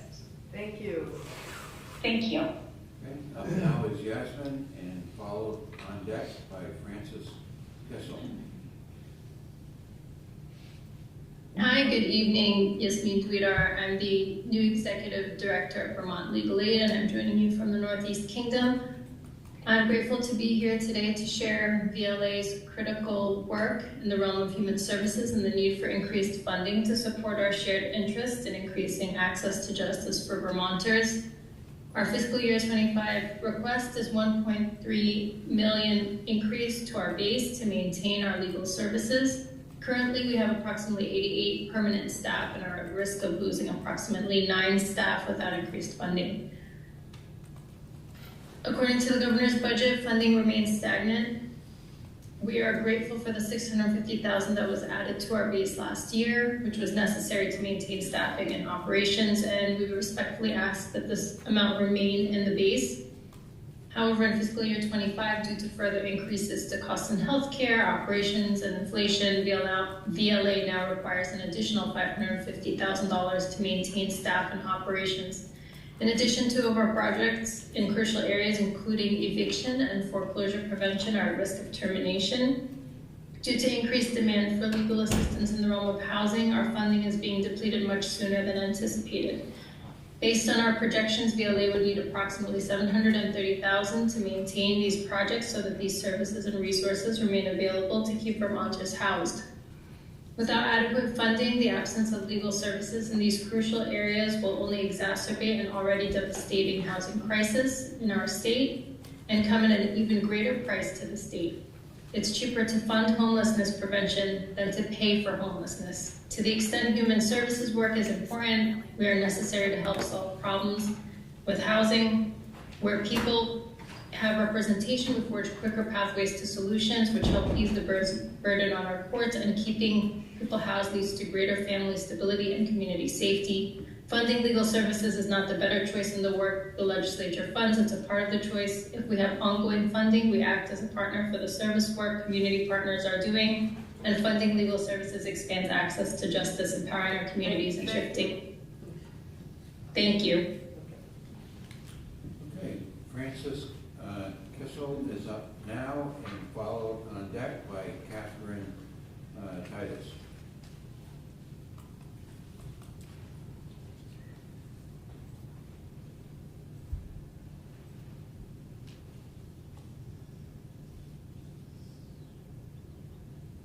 Go ahead, Francis.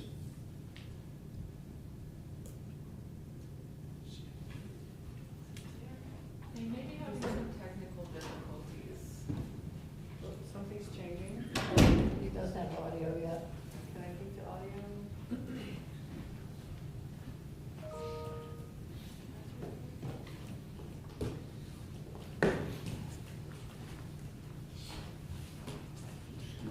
So, Can we move to the next, maybe? all right, Francis, if you can hear us, we're just gonna move to the next until you can come back in. Catherine,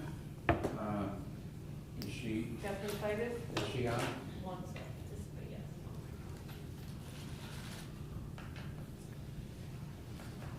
We're all getting a little need for dinner. You're not gonna get them back if you say. No, that's fine. Don't forget the people over here. Hi, can everybody hear me? Catherine, there you go. Hi, how are you? Good evening. My name is Catherine Titus. I'm from Colchester. I'm the Director of Operations for Cathedral Square, a service-oriented affordable housing organization that operates 2 assisted living communities and houses over 1,000 Vermonters in affordable senior housing with SASH. My thanks to the committee for the chance to testify on the governor's budget today and for the investments you made last year in the community-based long-term care sector. These were hugely impactful, but continued investment is essential. The governor's proposed FY25 budget does not adequately address the current long-term care crisis in our state. In the 2023 rate study released by the Department of Vermont Health Access, it was recommended that enhanced residential care Medicaid reimbursement rates be increased 13%, 37%, and 60% based on corresponding levels of care. We received a 4% increase for these rates last year. It's simply not enough to sustain the escalating operating expenses that we're forced to endure to safely house and care for Vermonters. It's a critical time for older and disabled Vermonters who have limited access to skilled and reliable long-term care services. Our friends, neighbors, and family members who are unable to complete basic activities of daily living, such as bathing, meal prep, medication management, depend on the support from home-based choices for care, residential care, and assisted living communities like Cathedral Square. Our 2 assisted living communities are currently providing homes and services for 44 residents, 91% of whom are on Medicaid. With facilities closing their doors all around us, we're very concerned about what happens to our residents if we are forced to continue struggling with prolonged underfunding. We respectfully request your committee consider increasing the long-term care Medicaid reimbursement rates as proposed in the 2023 study, and we also ask that you establish annual Medicaid rent increases, ensuring stability and sustainability. Without this, providers like Cathedral Square will have to reduce capacity at its time when Vermonters need this the most. My thanks to you for your time and attention to this critical matter in the opportunity. Thank you. Okay, so up now is Karen Stewart, and on deck is Brian Lemon. Good evening. My name is Karen Stewart. I live in Burlington, Vermont, and my family has received post-permanency services since adopting our daughter Olivia in 2016. I'm asking your committee to please increase base funding for post-permanency services by $300,000. Raising a child is not easy. Raising a child with developmental and intellectual disabilities, attachment disorder, ADHD, FASD, and significant speech delays is even more challenging. My daughter was adopted through the Vermont Foster to Adopt program. She's a feisty, spirited 9-year-old. She has fiercely blue eyes and blonde hair.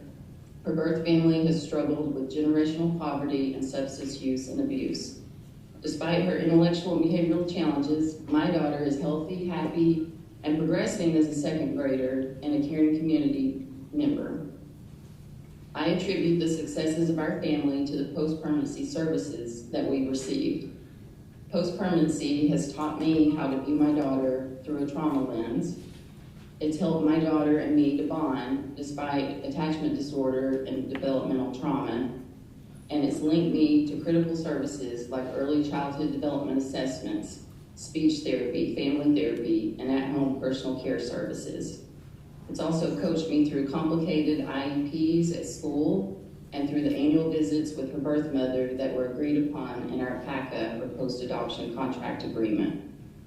Post-permanency services have been the wraparound service to help my family navigate the extremely complicated and confusing system of medical care and mental health care that is needed to ensure my daughter can live a healthy and productive life. Olivia is 9. She is a loving, caring person, and she wants to give back to our community. She is the future of Vermont, and our family can support her needs, her disabilities, and her abilities much better through support from the post-permanency service program. Thank you. Okay, so up now are Is you it Brian? Brian? Or no, Brian? No. Big person? No? Okay. Meg? Okay, so Megan Holte is up now, and on deck is Lori Mumley.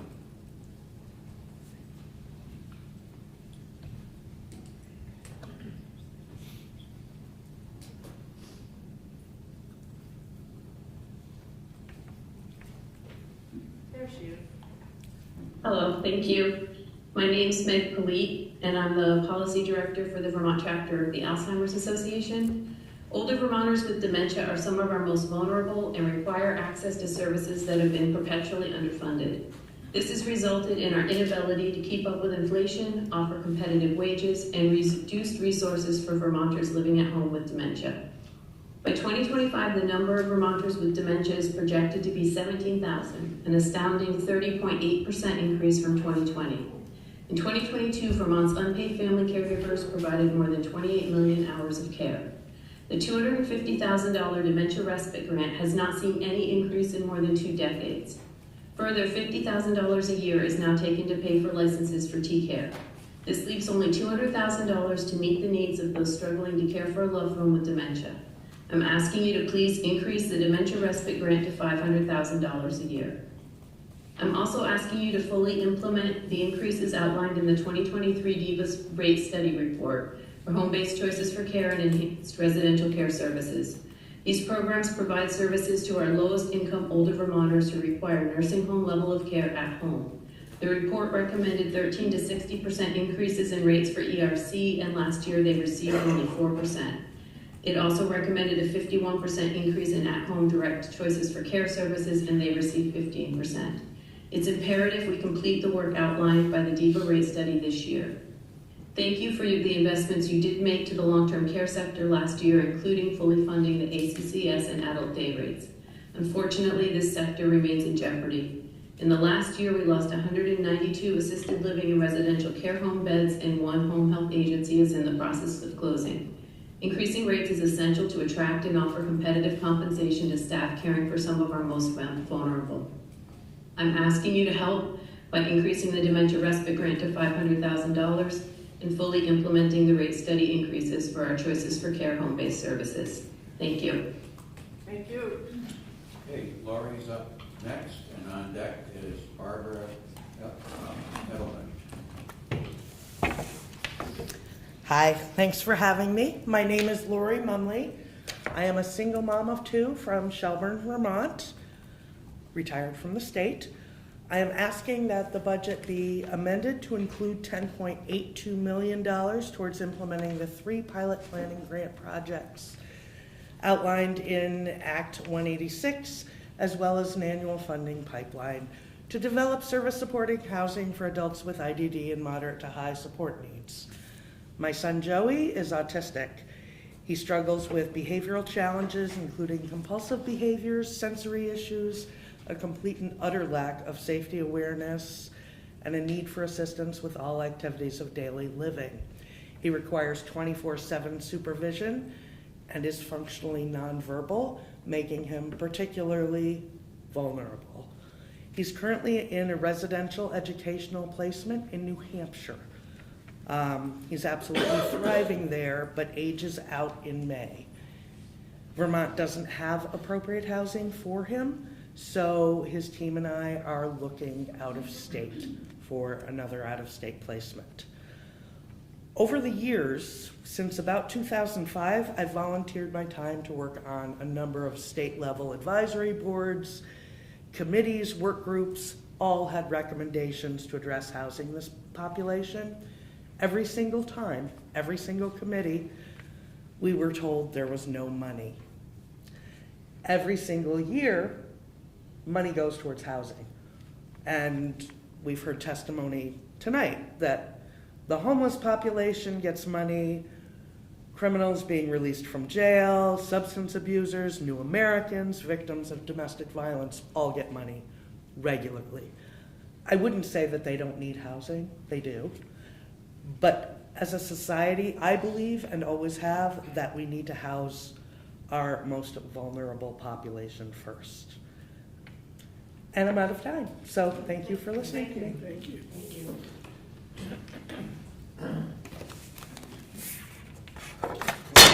Whoops. End with a bang, sorry. Now is Barbara Edelman, and on deck is Daryl Rudy. Hello, I'm Barbara Edelman from St. Johnsbury, where I live with my partner Daryl, who has Alzheimer's. Thank you for this opportunity to urge you to allocate $500,000 to the Dementia Respite Grant, a relatively modest investment for a big return. Many participants in the 2 caregiver support groups I attend are caring for people further into the disease than Daryl. So I see what's down the road for me. I see the exhaustion. I see the mental and physical deterioration of the caregivers, Caring for someone with Alzheimer's eventually becomes a 24/7 job that can last for years. At some point, it's no longer possible to leave the person at home alone. So tending to one's own needs, getting to doctor's appointments, getting regular exercise becomes increasingly difficult, if not impossible, without outside help. Respite care is essential for their well-being. Vermont's dementia family caregivers provides over 28 million hours of unpaid care in 2022. Keeping them healthy by providing meaningful respite help is cost-effective for the state. In 2014, a $2,000 annual cap was set for caregivers receiving this grant. This does not afford a meaningful amount of respite in 2024. While I don't need respite help yet, many of my fellow support group members do, some quite desperately. A grant that could provide them with $75 a week, $3,900 a year would enable them to continue to keep their loved ones at home while ensuring their own health doesn't suffer. Please increase the allocation for the Dementia Respite Grant to $500,000. It is a relatively small but very effective step Vermont can take to ensure its 20,000 plus and growing unpaid dementia family caregivers can continue their vital roles. Thank you so much. Thank you. Okay, up now is Daryl Rudy, and on deck is Nate Hine. Daryl was with Barbara, I think. Oh, I said Daryl, you're right. Okay, I'm sorry. Nate Hine, and on deck is Michael George.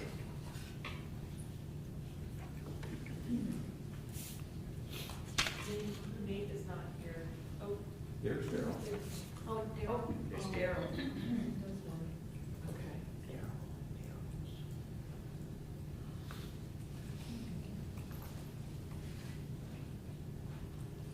Sorry, Daryl, we thought we weren't sure if you were a team, which we kind of know you are.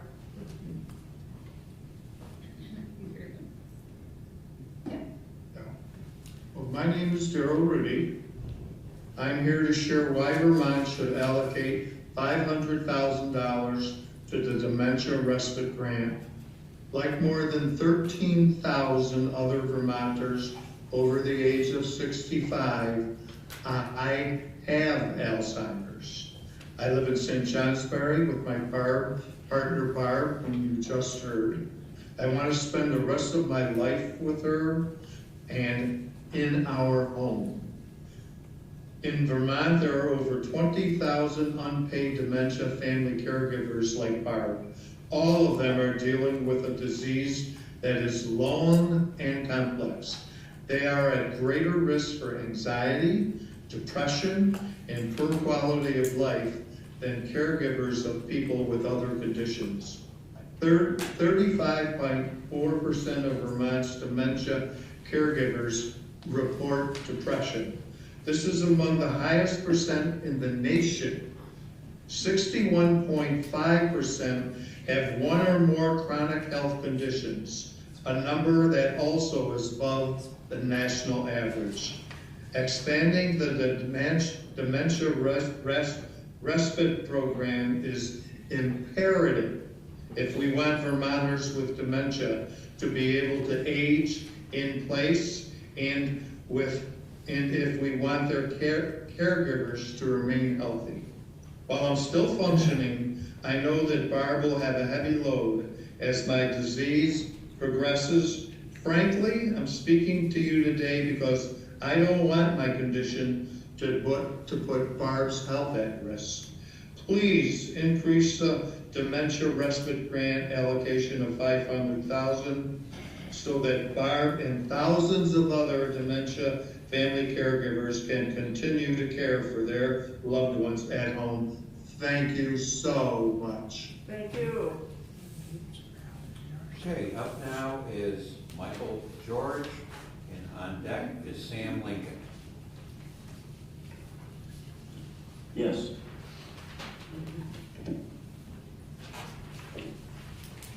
Hi, good evening. I'm Michael George, and I live in the Queen City, Burlington. My wife, Ann Barbano, and I are members of the Developmental Disabilities Housing Initiative, and we're currently working with other Burlington parents advocating for forever homes for our adult children here in town. From the start of the COVID pandemic in March 2020 until the summer of 2023, I cared for my adult son's needs every day and every night, 3.5 years, many of those 24/7. He has limited verbal ability, is highly mobile, and requires eyes on every moment he's awake. If I were to become unable to care for him, he would in all likelihood become homeless and would not be able to handle this adult male with his physical abilities and molting behavior. None of us lives forever, and we all become less capable as we age. Currently, the only option for him, if I were to die, would be living with a shared living provider, or more properly labeled, adult foster care. As a parent, I gratefully accept his challenges, but the chances of someone else willing to offer 24/7 care in their own home with his level of needs is slim to none, and they can bail out at any time, which would undoubtedly start the whole cycle all over again. Why did I ask to testify today? The developmentally disabled Vermont adults deserve forever homes where they can safely experience safety, friendship, quality of life, knowing their placement is secure and solid. Brandon is the past, it didn't work, we won't go there. Adult foster care offers no guaranteed stability. We need a new model, one built on stability and respect. Service-supported housing for adults with intellectual and developmental disabilities, in my opinion, is the way to go. With this in mind, I am requesting that you allocate approximately $11 million for implementation of the 3 pilot grant projects and annual development for service-supported housing for our adult children. Thank you. Thank you. Okay, up now is Sam Lincoln, and on deck is Christine Hazard. Hello all, nice to see you. Thank you for taking testimony. My name is Sam Lincoln from Lincoln Farm Timber Harvesting in Randolph Center. Due to excessive precipitation, including the floods in July and December of 2023, and a lack of frozen conditions over the last 2 winters, logging contractors have experienced 16 consecutive months of unsuitable ground conditions for harvesting and hauling timber from Vermont's forests. Many timber harvesting operations were shut down entirely for weeks before and after the July flooding, and many only worked sporadically in a 4-month period. Logging contractor damages have primarily been revenue loss from business interruption as opposed to property damage, which the revenue loss is uninsurable. These small businesses have experienced as much as a 30% revenue loss for 2023, with total revenue loss of hundreds of thousands of dollars per business. The administration was asked to include losses for logging contractors in the VGAP program in July, but were told revenue loss was not being included. The federal delegation was approached, but there are no programs for logging contractors, and therefore they could not offer relief. House Ag, Food Resiliency and Forestry voted unanimously earlier in the session to support a relief effort with a request for $1 million to be appropriated for a one-time logging contractor relief program. Among the priorities he sent to House Appropriations for BAA, but it was not included. We asked that you fund a relief program in the FY25 budget. We have a harvesting and adaptation resilience program. We're asking for funding to help logging contractors contend with the severe weather and ever-changing climate. The cost of water quality protection is rapidly increasing for timber harvesting. Loggers are expected to absorb these costs, and it is a rapidly growing issue.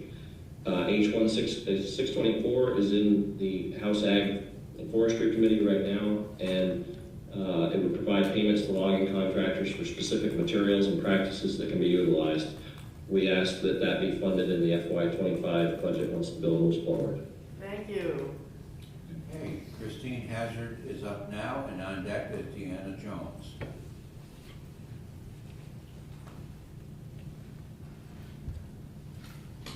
Go ahead, Christine. Hi, my name is Christine Hazard, and I'm the Executive Director of Bradware Housing Partnerships. Here in the southeastern corner of the state, we're partnering with Wyndham and Windsor Housing Trust, supported by the expertise of Cathedral Square Corporation, to pilot the Support and Services at Home, SASH, for All program, based on the well-established statewide traditional SASH program. We are currently in the middle of the second year of the pilot project. You may know the traditional SASH model, which supports seniors and adults with disabilities. The SASH for All model follows the SASH model by having a community health approach to homelessness prevention embedded in low-income housing by expanding the model to the broader community, including families and individuals. This comprehensive and data-driven program offers a wellness nurse, a SASH coordinator, and a mental health clinician with the support of a core group of local service agencies to help individuals and families define their own wellness goals or navigate crises to avoid homelessness. The team also focuses on community health needs by using data to create a community health plan. The pilot program has already shown a reduction of emergency department visits and lease terminations for participants. Today I request a 2025 budget request of $300,000 to continue the SASH for All pilot program for a third year. I'm happy to share that M&T Bank thought so highly of this innovative program that they have committed $450,000 over 3 years as part of their highly competitive Amplify Fund grant. Sash for All will be able to draw down $150,000 per year for 3 years, leaving a balance of $300,000 for next year. By supporting year 3, I'm confident we can show more positive results and create a framework for replication around the state. Thank you for your consideration and time. Thank you. Okay, now up is Deanna Jones, and on deck is Heather Wilson. Thank you, Chair Kitchell and Chair Lampier. My name is Deanna Jones. I've served as the director for the Thompson Senior Center in Woodstock for the past 13 years. I serve as the president of the Vermont Association of Senior Centers and Meal Providers and was honored to be on the advisory committee for Age Strong Vermont. Supporting older Vermonters to successfully age in their homes and communities is important work that a variety of partners come together to accomplish. There are extensive studies across all systems of care that show prevention is the best investment. Nutrition plays an essential role in promoting good health and preventing disease. Home-delivered Meals on Wheels provides the critical daily nutrition and check-ins that aid prevention and help keep people successfully at home. As nutrition providers, we are seeing increases in demand for meals at the same time that food, packaging, and staffing costs are increasing. At my site alone, Meals on Wheels jumped from 5,800 meals in 2013 to over 12,500 meals in 2023. That's a 115% increase in 10 years. Based on the average cost per meal, the number of meals served, and current reimbursement rates, the gap is growing.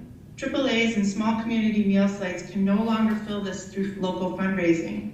In a recent survey of Meals on Wheels providers, the average reimbursement rate was $3.89 per meal. I have 2 letters to share from the most important voices, those of our older Vermonters who receive meals. First, I've never really been able to cook well for myself, and when I was diagnosed with diabetes, I was really scared.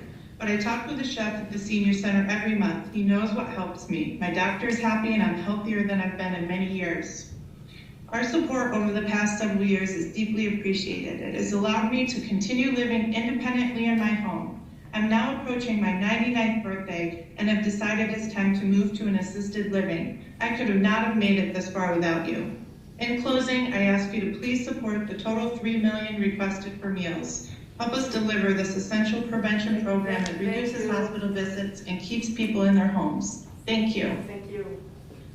Okay, now up is Heather Wilson, followed by Margaret Walsh.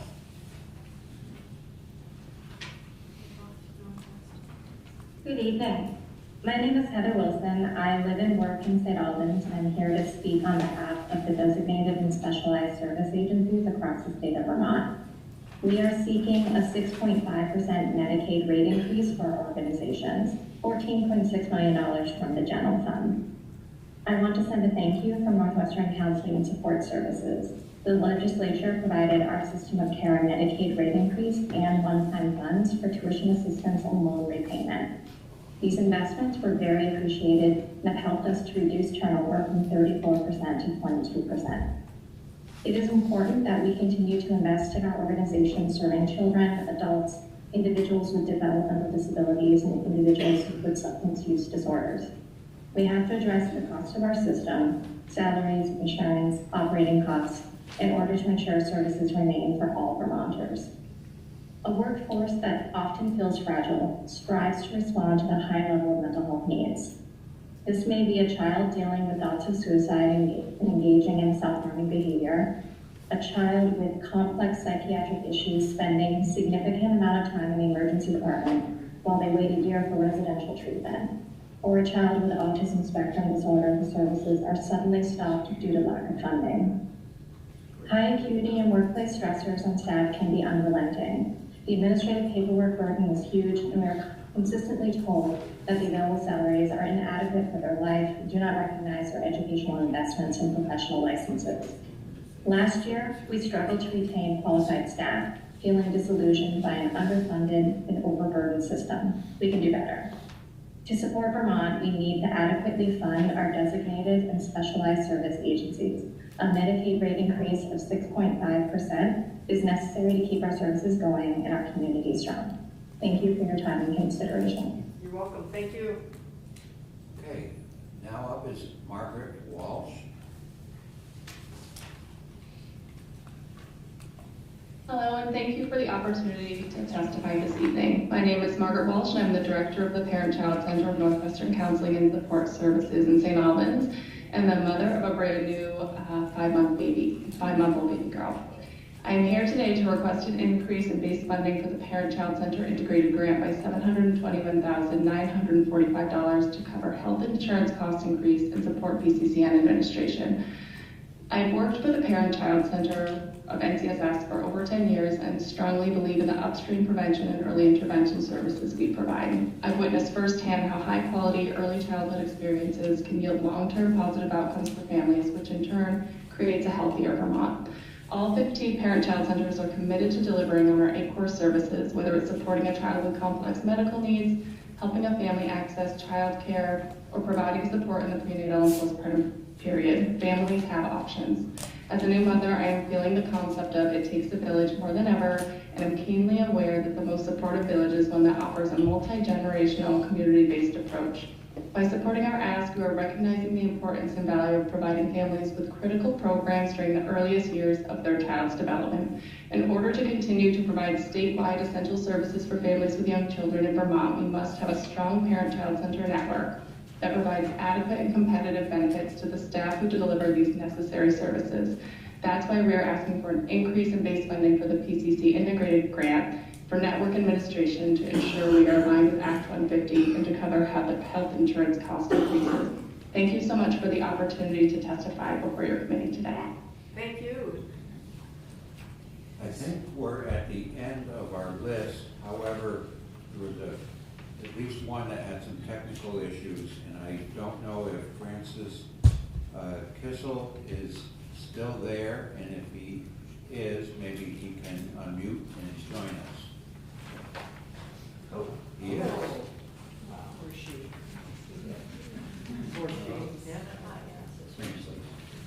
You're on mute. If you can unmute, you can join. We can hear you. There you go.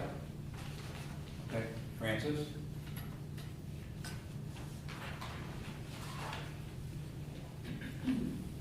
Okay.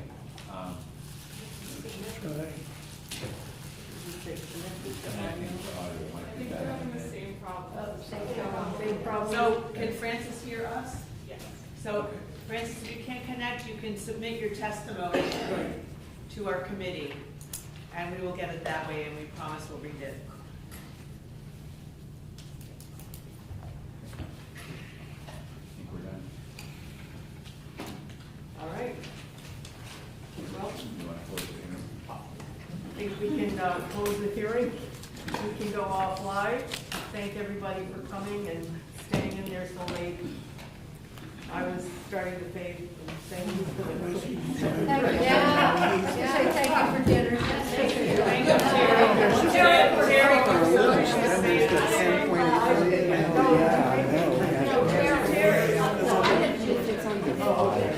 I always know that there's he's always given us giving ours back. Congratulations. Yes.